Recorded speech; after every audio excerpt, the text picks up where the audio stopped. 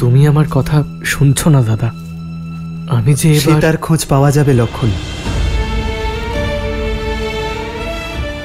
দেখো, সন্ধে হয়ে গিয়েছে আর প্রদীপও জ্বলছে।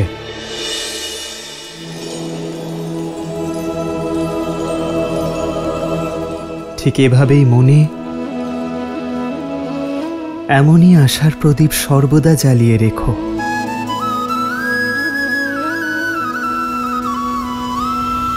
भली प्रकार सिया को समझाना, बताई प्रेम और बल चले आना। हनुमत जन्म सफल करी माना, चले हृदय धरि कृपा निधाना।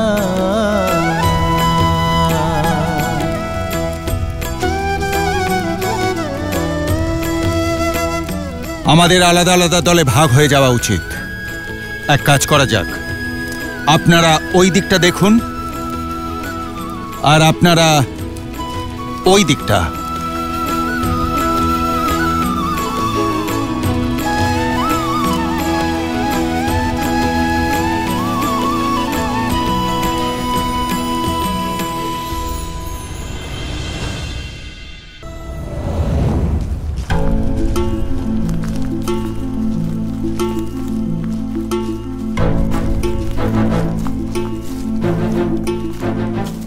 মহাবলী হনুমান, এতদিন ধরে সারা দিন রাত হেঁটেই চলেছি।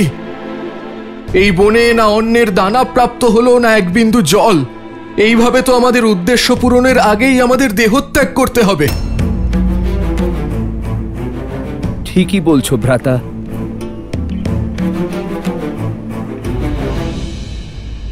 মহাবলী হনুমান, ওই দেখুন।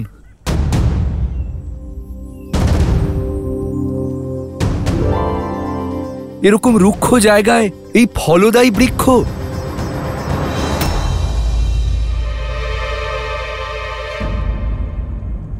আজ তো আমি পেট ভরে খাবো। চলো নীল, চলো। দাঁড়াও, চতুর্দিকে শুকনো গাছের মাঝখানে একটি ফলন্ত গাছ থাকা খুবই সন্দেহজনক।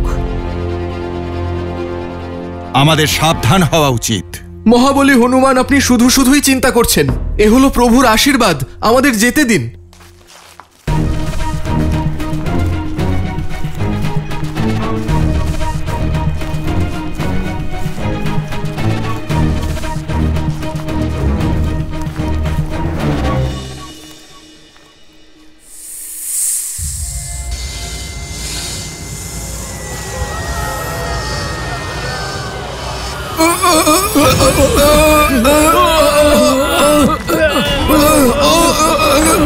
মহাবলী আমাদের বাঁচান! মহাবলী আমাদের বাঁচান! মহাবলী আমাদের বাঁচান!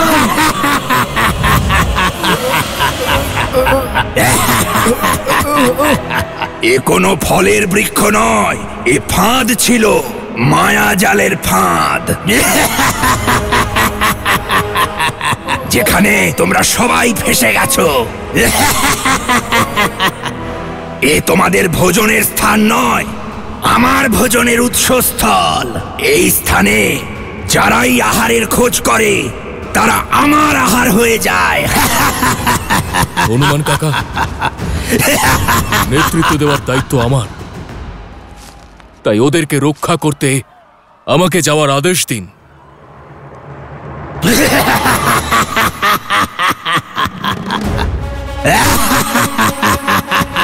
জয় শ্রীরাম!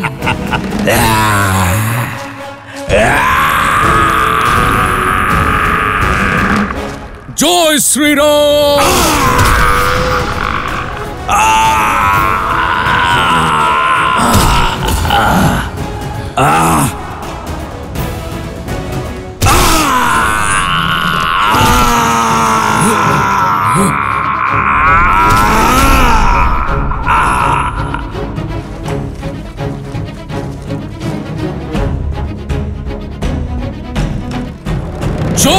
শ্রীরাম!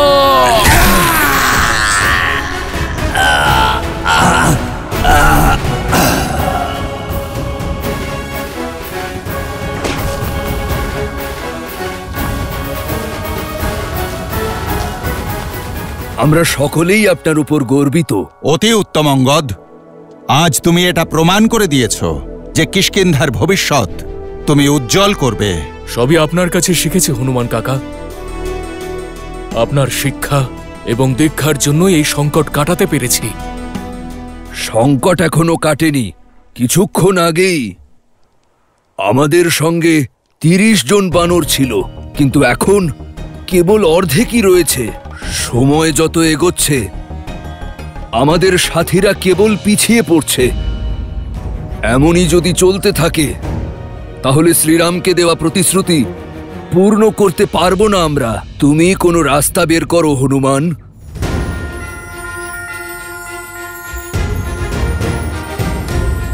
জয় শ্রীরাম।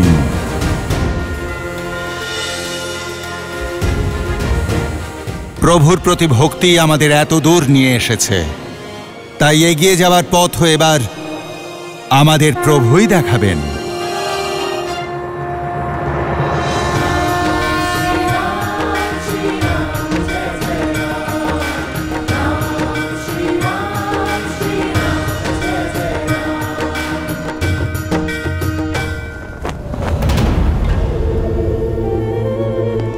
লঙ্কেশ,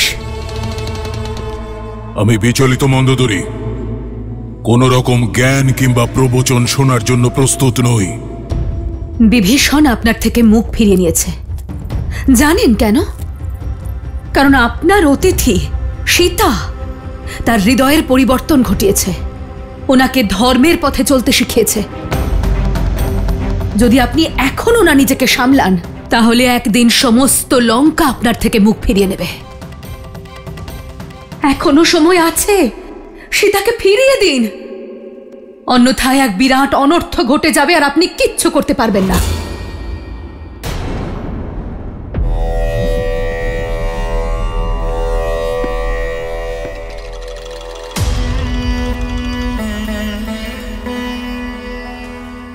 আমি বুঝি তোমার ব্যাকুলতা,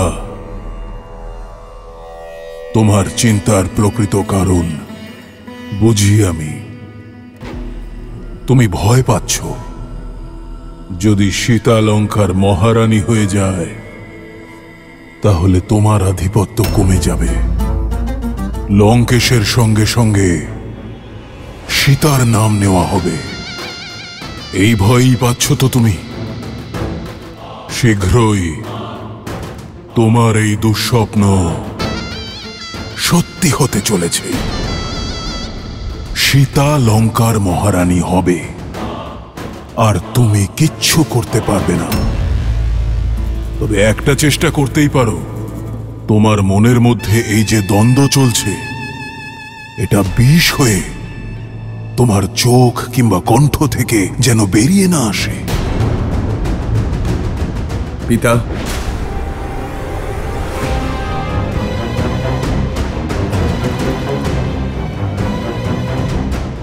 তাহলে এখন আমার পুত্র আমাকে সন্দেহ করছে।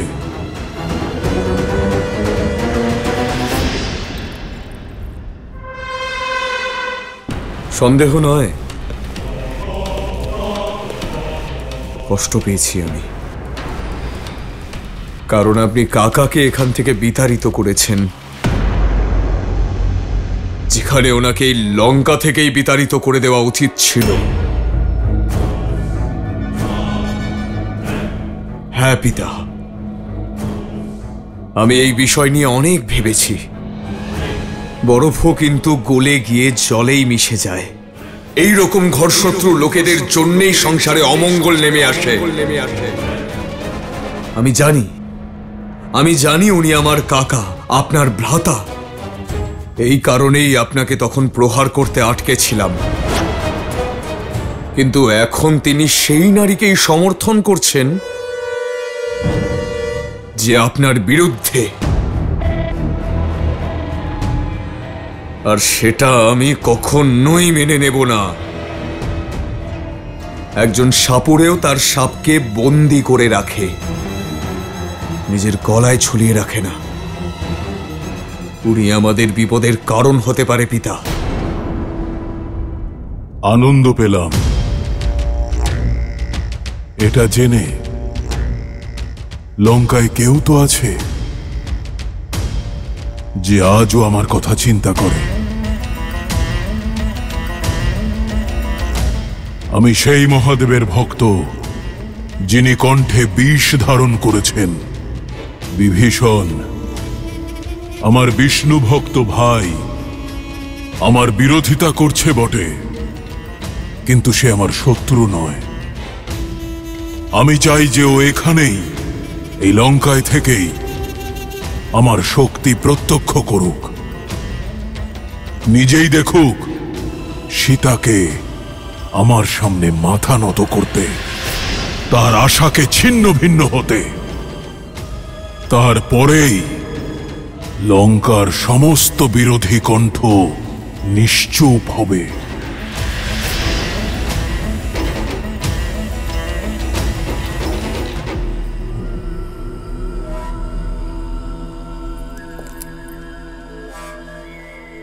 আপনি ততদূর দেখতে পান পিতা, যতদূর আমার দৃষ্টি বা চিন্তা ভাবনা পৌঁছয় না। একটা বিষয় আমাকে চিন্তিত করেছে। ওই সীতা এতটা শক্তি, এতটা সাহস পাচ্ছে কোথা থেকে? এখন তো শুধু সীতা কাকার বুদ্ধির বিনাশ ঘটিয়েছে, জানি না এরপর আর কি কি করবে। নিজের স্বামী এবং পরিবারের থেকে তো দূরে রয়েছেই সে। আপনি 4 মাস ধরে তার ভোজনও বন্ধ করে দিয়েছেন, তাহলে অন্ন জল গ্রহণ না করেও ও এত শক্তি পাচ্ছে কোথা থেকে?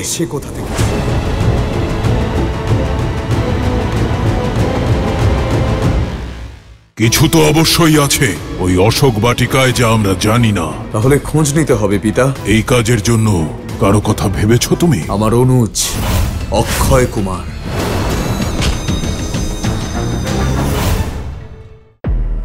পিতা, অশোক বাটিকাতে এমন অবশ্যই কিছু ঘটছে যা আমাদের নজরে পড়ছে না।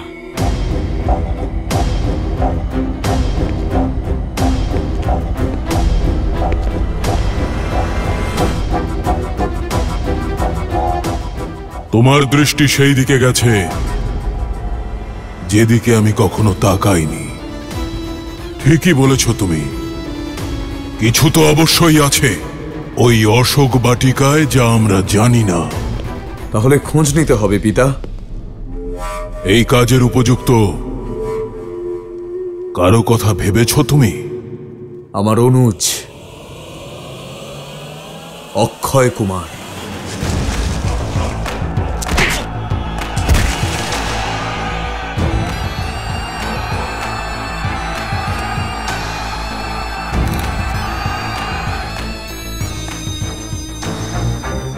এই কার্য তাকে দিলে কেমন হয়? ঠিকই ভেবেছ তুমি। এ কাজের জন্য আমার প্রিয় অক্ষয় কুমারী উপযুক্ত।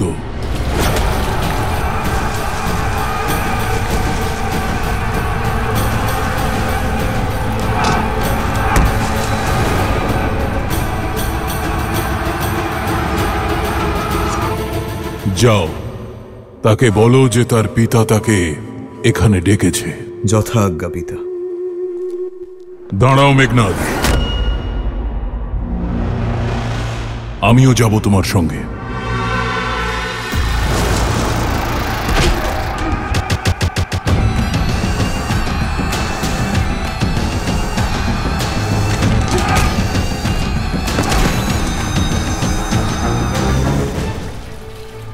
বাজি ধরা যাক,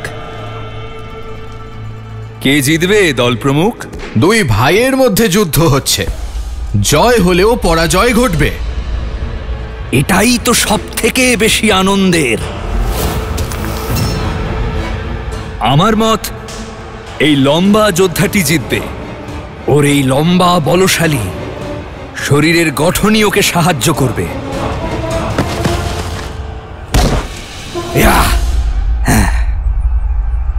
আমার মনে হচ্ছে ছোট ভাইই জিতবে। ওর চতুরতা ওকে বলবান বানায়।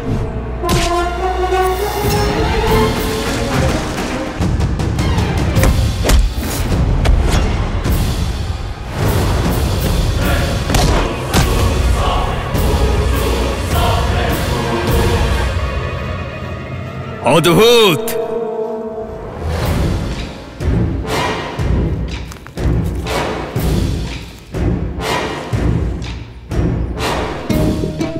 তুমি পুরস্কারের যোগ্য, কিন্তু তোমার জন্য আমি বাজি হেরে গেলাম। তাই পুরস্কার নয়, শাস্তি পেতে হবে।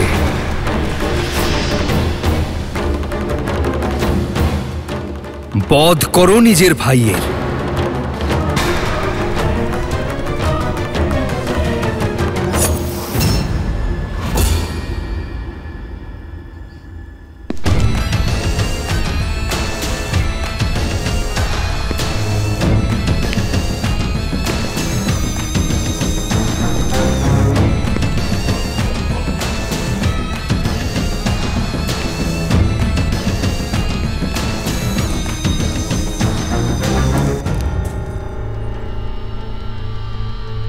যদি আমি জিততাম তাহলে এখানে উৎসব হতো, কিন্তু পরিস্থিতি এখন অন্যরকম। মেরে ফেলো নিজের ভাইকে, মেরে ফেলো। যদি এমন হয় তাহলে আমি পরাজয় স্বীকার করছি। অদ্ভুত! এবার আমি জিতে গেছি, কিন্তু একজন পরাজিত যোদ্ধার লঙ্কায় কোনো স্থান নেই। তোমায় যেতে হবে যমলোকে। ভাই,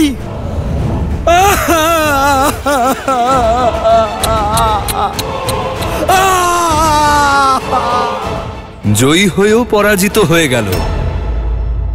সাবধান, লঙ্কাপতি ও যুবরাজ প্রবেশ করছেন।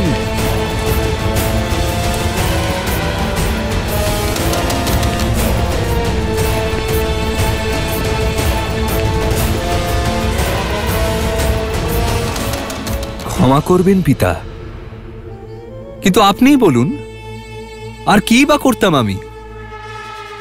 আমি বলেছিলাম ওকে মেরে ফেল নিজের ভাইকে, কিন্তু শোনেনিও। আমি উচিত করেছি তো পিতা? ভ্রাতা, বিচার এখনো অসম্পূর্ণ। লঙ্কায় পরাজিতদের জন্য কোনো স্থান নেই।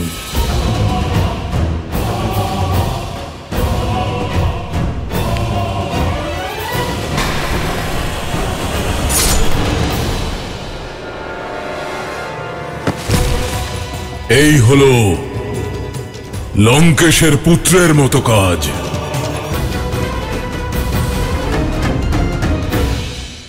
তোমার লক্ষ্য হলো সীতা। খোঁজ নাও আহার না করেও সীতা সুস্থ আছে কি করে। কে সে যে লঙ্কেশের চোখকে ফাঁকি দিয়ে লঙ্কার শত্রুকে সাহায্য করছে?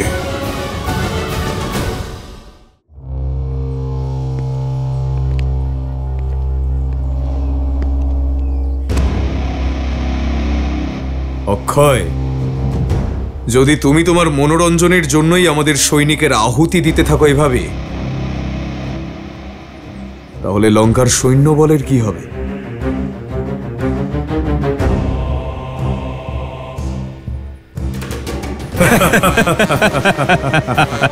অক্ষয়, আমার অনুজ। আপনি আর আমি থাকতে অন্য কাউকে কেন প্রয়োজন হবে ভ্রাতা?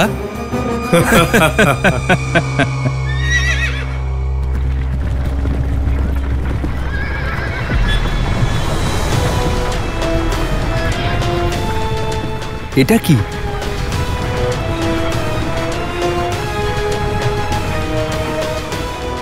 এত সুন্দর এই দিব্যরথ কার ভ্রাতা?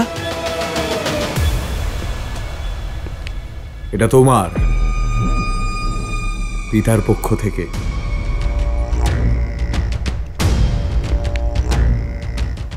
ধন্যবাদ পিতা। এমন রত দশলোকে কারোর কাছেই নেই। পুষ্পক পছন্দ তোমার, এটা তার থেকেও বেশি সুন্দর। যে কোনো লোকে যেতে পারে। লঙ্কায় আরেকটি নিয়ম আছে, বিনামূল্যে এখানে কিছু পাওয়া যায় না। এই অদ্ভুত উপহার এমনি এমনি দিচ্ছেন না। বলুন মহারাজ, আপনার কি আদেশ? তোমার লক্ষ্য হলো সীতা।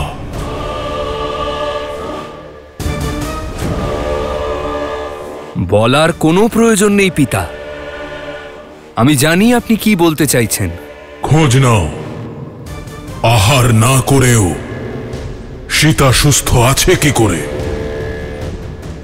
কে সে যে লঙ্কেশের চোখকে ফাঁকি দিয়ে লঙ্কার শত্রুকে সাহায্য করছে?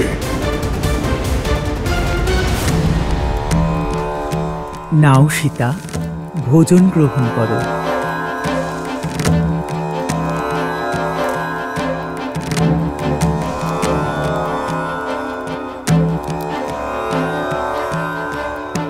এসব করতে তো খুবই আনন্দ হবে, কিন্তু এই সমস্যার সমাধান বহু জীবন নিয়ে নেবে।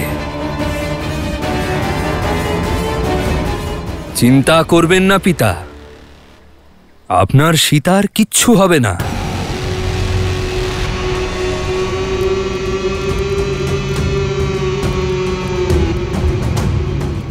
ধন্যবাদ ত্রিজটা।